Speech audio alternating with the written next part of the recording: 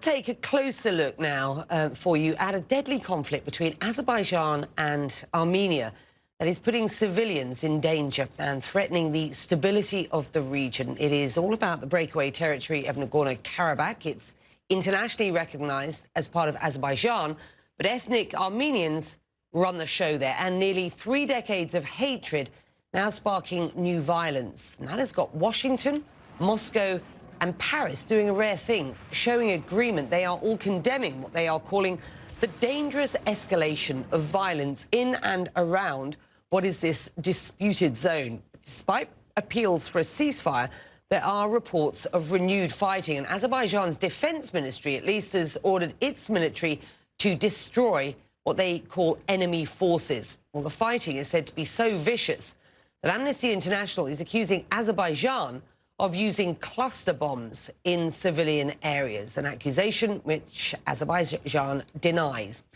Well, the Armenian president tells me this latest flare-up has killed hundreds of people on both sides. He talked to me at length this week about the current conflict and why he sees Turkey as a bad actor. Have a listen. This conflict is dramatically different from the previous clashes where it was happening between Azerbaijan and Nagorno-Karabakh supported by Armenia, but it is happening with the support and open support of Turkey. Turkey through its military, officers, generals, mercenaries, terroristic jihadists that were brought in thousands to Azerbaijan to fight Nagorno-Karabakh, and Turkey with its military might pretending that they're there in order to protect some international logistic structures. We will get to Turkey in a moment. I just want to establish what is going on. Have a listen to what Azerbaijan's president had to say just yesterday. Azerbaijan will not allow anyone to conquer Nagorno-Karabakh. Nagorno-Karabakh is Azeri territory. We must return, and we will return.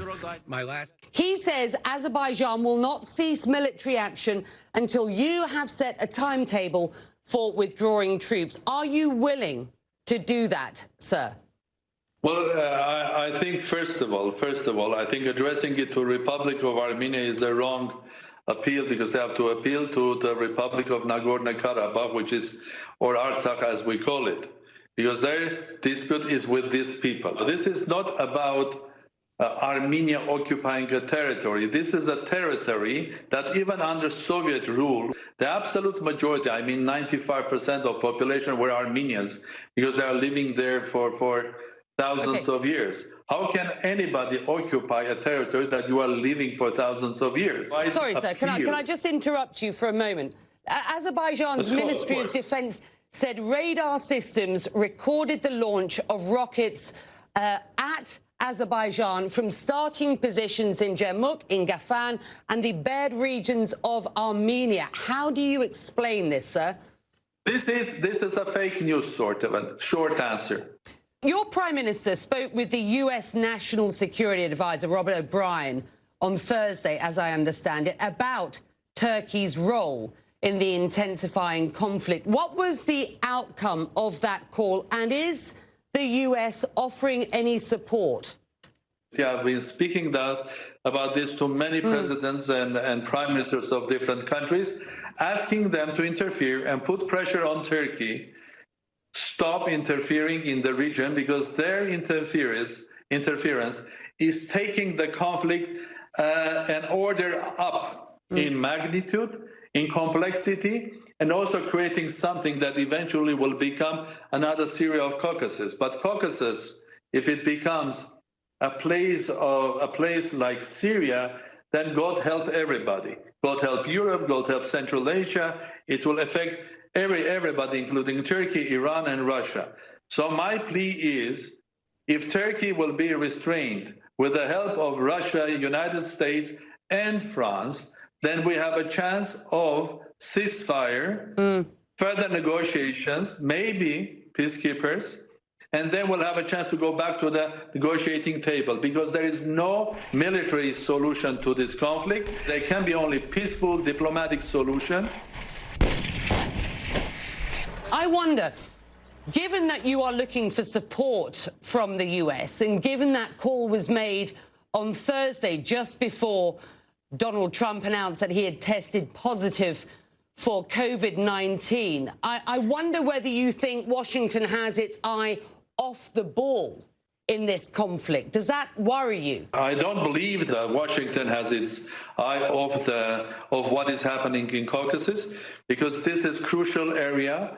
It is about not only just important crossroad of many things, but also supply of energy, humanitarian. It's a vital interest of many states. Have a listen to what Turkey's foreign minister had to say in a press briefing alongside the NATO Secretary General. But everyone, namely NATO, should call for the resolution of this problem under international laws. UN resolutions in Azerbaijan's territorial integrity, Armenia immediately withdrawing from this region. Will that happen? And you have accused Turkey of effectively shipping in Syrian fighters to fight on Azerbaijan's side. What evidence do you have of that, sir? Turkey has to withdraw from Azerbaijan and stop supporting Azerbaijan, because it becomes just another side of the conflict. Is NATO ready to accept that the NATO member is a war against Armenia? And on the shipping of Syrian fighters by Turkey to support Azerbaijan, what's your evidence? The evidence is open. It's obvious. I mean, it's video recordings, audio recordings, captured people. And of course, they didn't come on their own. Just finally, Russia is a close ally. What kind of assistance do you hope Russia can provide at this point? Russia has allied relations both with Armenia and with Azerbaijan.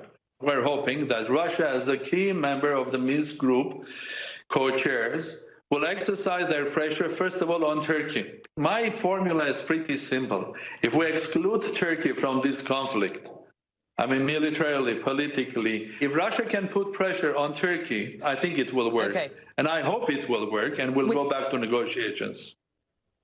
With that, we're going to have to leave it. Thank you so much, sir, for joining us.